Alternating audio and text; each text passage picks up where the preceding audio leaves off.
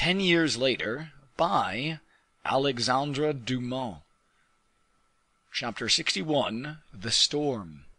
The dawn of the following day was dark and gloomy, and as everyone knew that the promenade was down in the royal programme, everyone's gaze, as his eyes were opened, was directed towards the sky.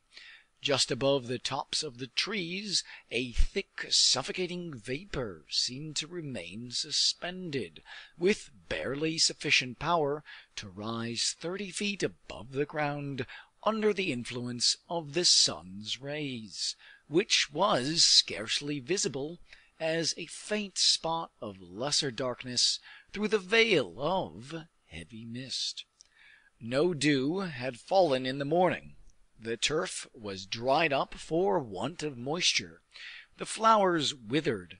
The birds sang less inspiringly than usual upon the boughs, which remained motionless as the limbs of corpses. The strange, confused, and animated murmurs, which seemed born and to exist in the virtue of the sun, that respiration of nature which is unceasingly heard amidst all other sounds, could not be heard now, and never had the silence been so profound. The king had noticed the cheerless aspect of the heavens as he approached the window immediately upon rising, but as all the necessary directions had been given respecting the promenade, and every preparation had been made accordingly, and as, which was far more imperious than anything else, Louis relied upon this promenade to satisfy the cravings of his imagination, and we will even already say the clamorous desires of his heart, the king unhesitatingly decided that the appearance of the heavens had nothing whatever to do with the matter, that the promenade was arranged, and that, whatever the state of the weather, the promenade should take place. Besides, there are certain terrestrial sovereigns who seem to have accorded them privileged existences, and there are certain times when it might almost be supposed that the expressed wish of an earthly monarch has its influence over the divine will. It was Virgil who observed of Augustus, "Nocte pluie tota reduunt spectacula main." Louis attended mass as usual, but it was evident that his attention was somewhat distracted from the presence of the Creator by the remembrance of the creature. His mind was occupied during the service in reckoning more than once the number of minutes, then of seconds, which separated him from the blissful moment when the promenade would begin, that is to say, the moment when Madame would set out with her maids of honor. Besides, as a matter of course, everybody at the chateau was ignorant of the interview which had taken place between La Valliere and the king. Montalais, perhaps with her usual chattering propensity, might have been disposed to talk about it, but Montalais on this occasion was held in check by Malicorne, who had securely fastened on her pretty lips the golden padlock of mutual interest. As for Louis XIV, his happiness was so extreme that he had forgiven Madame, or nearly so, her little piece of malice of the previous evening. In fact, he had occasion to congratulate himself rather than to complain of it. Had it not been for her ill-natured action, he would not have received the letter from La Valliere.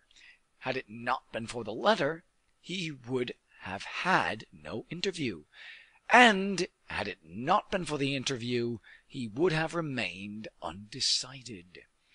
His heart was filled with too much happiness for any ill feeling to remain in it, at that moment at the least. Instead, therefore, of knitting his brows into a frown when he perceived his sister-in-law, Louis resolved to receive her in a more friendly and gracious manner than usual, but on one condition only, that she would be ready to set out early. Such was the nature of Louis's thoughts during Mass, which made him, during the ceremony, forget matters which, in his character of most Christian king and the eldest son of the Church, ought to have occupied his attention. He returned to the chateau, and as the promenade was fixed for midday, and it was at present just 10 o'clock, he set to work desperately with Colbert and Léon. But even while he worked, Louis went from the table to the window, inasmuch as the window looked out upon Madame's pavilion. He could see Madame Fouquet in the courtyard, to whom the courtiers, since the favor shown towards him on the previous evening, paid greater attention than ever. The king, instinctively, on noticing Fouquet, turned towards Colbert, who was smiling, and seemed full of benevolence and delight, a state of feeling which had arisen from the very moment one of his secretaries had entered and handed him a pocket-book, which he had put unopened into his pocket. But, as there was always something sinister at the bottom of any delight expressed by Colbert, Louis preferred, of the smiles of the two men, that of Fouquet. He beckoned to the superintendent to come up, and turning towards Léon and Colbert, he said, "Finish this matter, place it on my desk, and I will read it at my leisure." And he left the room. At the sign the king had made to him, Fouquet had hastened up the staircase, while Aramis, who was with the superintendent, quietly retired among the group of courtiers, and disappeared without having been even observed by the king. The king and Fouquet met at the top of the staircase. "Sire," said Fouquet, remarking the gracious manner in which Louis was about to receive him, "your majesty has overwhelmed me with kindness during the last few days. It is not a youthful monarch, but a being of higher order who reigns over France, one whom pleasure, happiness, and love acknowledge as their master." The king colored. The compliment, although flattering, was not the less somewhat pointed. Louis conducted Fouquet to a small room that divided his study from his sleeping apartment. "Do you know why I summoned you?" said the king, as he seated himself upon the edge of the window, so as not to lose anything that might be passing in the gardens which fronted the opposite entrance to Madame's pavilion. "No, sire," replied Fouquet, "but I am sure for something agreeable, if I am to judge from your majesty's gracious smile." "You are mistaken, then." "I, sire? For I summoned you, on the contrary, to pick a quarrel with you." "With me, sire?" "Yes, and that a serious one. Your majesty alarms me, and yet I was most confident in your justice and goodness. Do you know, I am told, Monsieur Fouquet, that you are preparing a grand fete at Vaux?" Fouquet smiled, as a sick man would do at the first shiver of a fever which has left him but returns again. "And that you have not invited me," continued the king. "Sire," replied Fouquet, "I have not even thought of the fete you speak of, and it was only yesterday evening that one of my friends," Fouquet laid a stress upon the word, "was kind enough to make me think of it." "Yet I saw you yesterday evening, Monsieur Fouquet, and you said nothing to me about it." How dared I hope that your majesty would so greatly descend from your own exalted station as to honor my dwelling with your royal presence? Excuse me, Monsieur Fouquet, you did not speak to me about your fete. I did not allude to the fete to your majesty, I repeat, in the first place, because nothing had been decided with regard to it, and secondly, because I feared a refusal. And something made you fear a refusal, Monsieur Fouquet? You see, I am determined to push you hard. The profound wish I had that your majesty should accept my invitation. Well, Monsieur Fouquet, nothing is easier, I perceive, than our coming to an understanding. Your wish is to invite me to your fete. My own is to be present at it. Invite me, and I will go. It is possible that your majesty will deign to accept, murmured the superintendent. Why, really, monsieur, said the king, laughing, I think I do more than accept. I rather fancy I am inviting myself. Your majesty overwhelms me with honor and delight, exclaimed Fouquet. But I shall be obliged to repeat what Monsieur Viville said to your ancestor Henry IV. Domine num sum dignus. To which I reply, Monsieur Fouquet, that if you give a fete, I will go, whether I am invited or not. I thank your majesty deeply, said Fouquet, as he raised his head beneath his favor, which he was convinced would be his ruin. But how could your majesty have been informed of it? By a public rumor, Monsieur Fouquet, which says such wonderful things of yourself and the marvels of your house. Would you become proud, Monsieur Fouquet, if the king were to be jealous of you?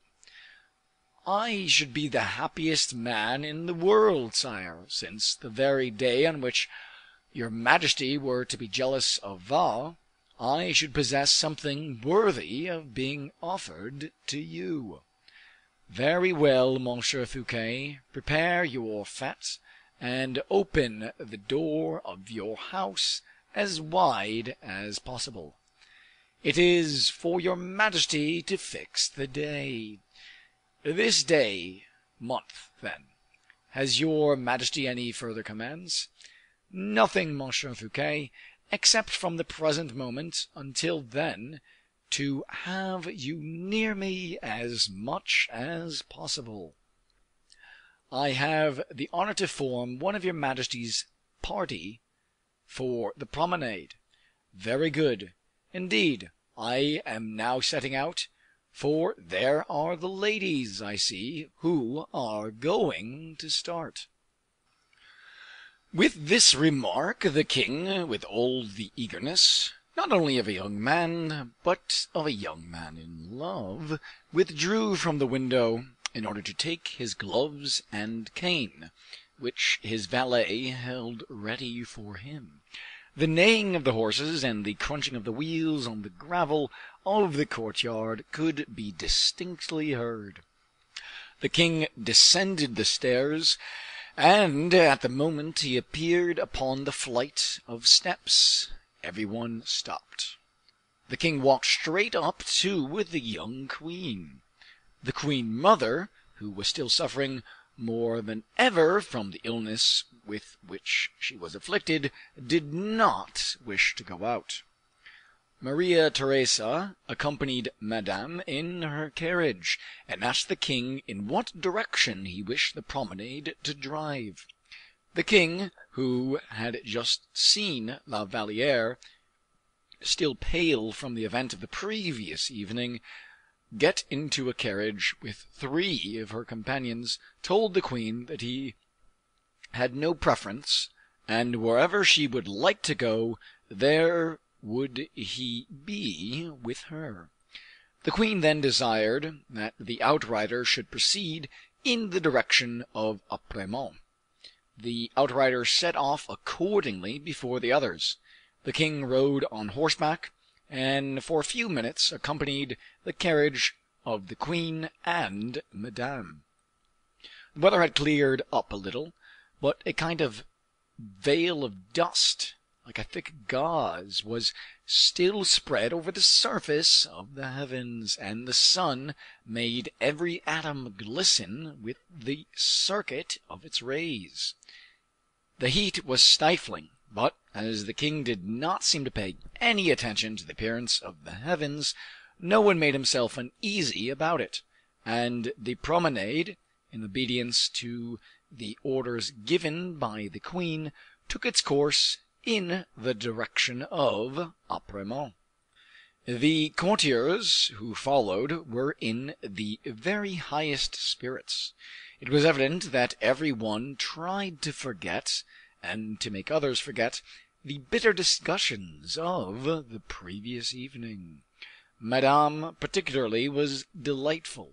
In fact, seeing the king at the door of her carriage, as she did not suppose he would be there for the queen's sake, she hoped that her prince had returned to her.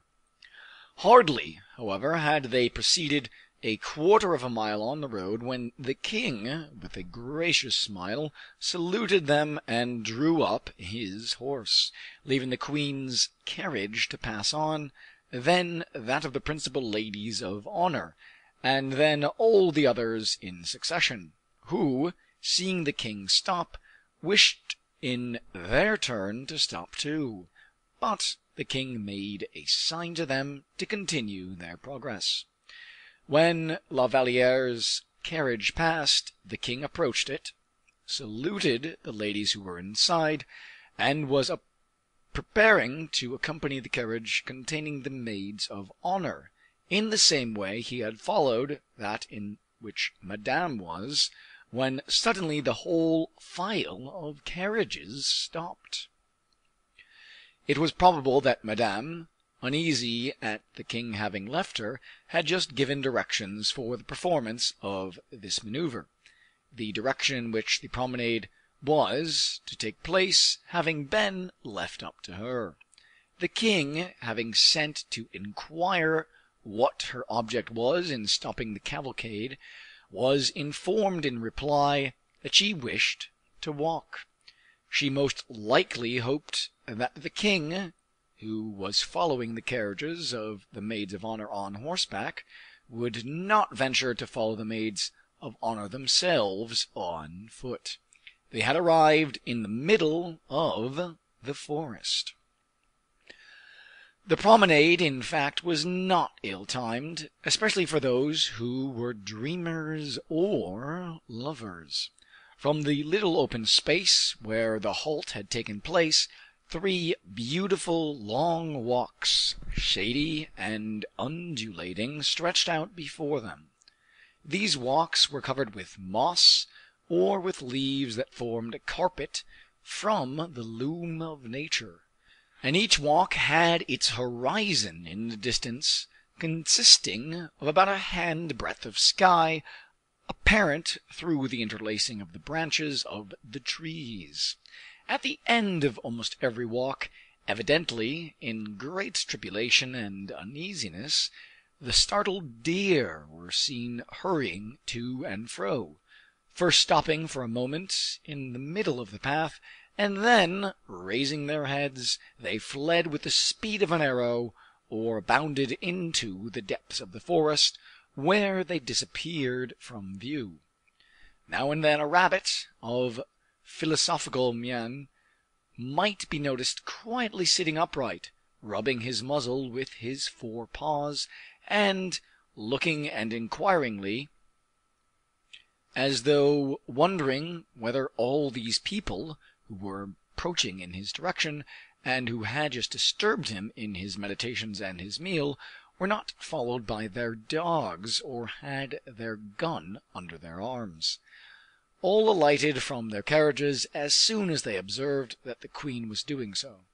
Maria Theresa took the arm of one of her ladies of honor, and, with a side glance towards the king, who did not perceive that he was in the slightest degree the object of the queen's attention, entered the forest by the first path before her. Two of the outsiders preceded her majesty with long poles, which they used for the purpose of putting the branches of the trees aside, or removing the bushes that might impede her progress. As soon as Madame alighted, she found the Comte de Guiche at her side, who bowed and placed himself at her disposal. Monsieur, delighted with the bath of the 2 previous days, had announced his preference for the river, and, having given de Guiche leave of absence, remained at the chateau with the Chevalier de Lorraine and Manicamp. He was not in the slightest degree jealous. He had been looked for to no purpose among those present, but as Monsieur was a man who thought a great deal of himself, and usually added very little to the general pleasure, his absence was rather a subject of satisfaction than regret. Every one who had followed the example which the queen and Madame had set, doing just as they pleased, according as chance or fancy influenced them. The king, we have already observed, remained near La Valliere, and throwing himself off his horse, at the moment the door of her carriage was opened, he offered her his hand to alight. Montalais and Tonnay Charente immediately drew back and kept at a distance, the former from calculated, the latter from natural motives.